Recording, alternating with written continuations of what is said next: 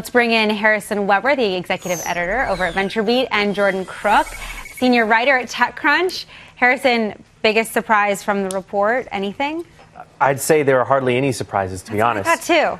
And I'm not surprised to see investors driving the stock just way down, but it's totally overblown, I'd have to say. I mean, as a non-investor, they hardly missed expectations on iPhone sales. Right. Well, the miss was maybe 1 million or 2 million units, right, Jordan? So we do see, though, that the amount of revenue that Apple is now generating from the iPhone is now, what, 63%? It continues to creep up from 53% last year. So how does Apple need to position itself to maintain this dominance, so to speak? I think that what Apple is doing actually goes way beyond their hardware sales, although that's a huge revenue generator. It's about building moats and what they do in their software business. So when you think about something like iMessage, you buy an iPhone and it actually informs decisions towards a MacBook or an Apple Watch.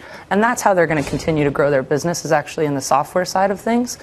I mean, the hardware is a no-brainer. They're still selling 47 million units of the iPhone. It's dominance.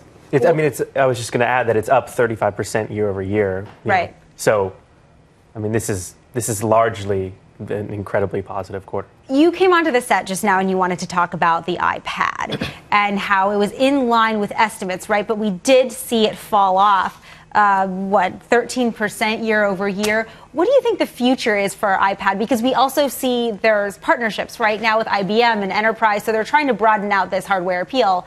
But what's the future of the iPad look like? I mean, I'd be really surprised to see it continue to taper off too much longer. I'm only saying that because the Enterprise has a lot of promise for it, and it's an Apple device. It's still selling, but growth is pretty, it's down. So, anyways, I guess what I'd say on that is, it's almost interesting because it's attracting so little attention.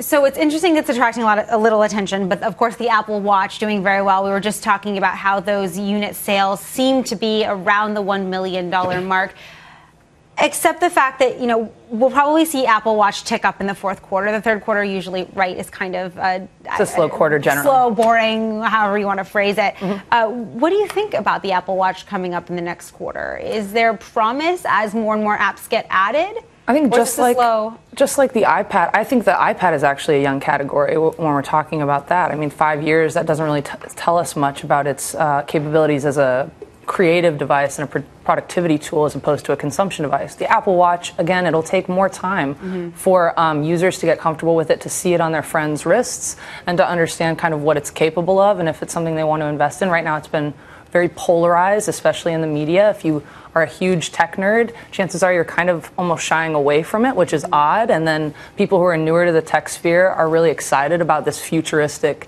kind of gadgetry. And so it'll be really interesting to see how Apple iterates on it. If you remember the first iPhone, it was kind of a piece of junk when we think about it now. Right.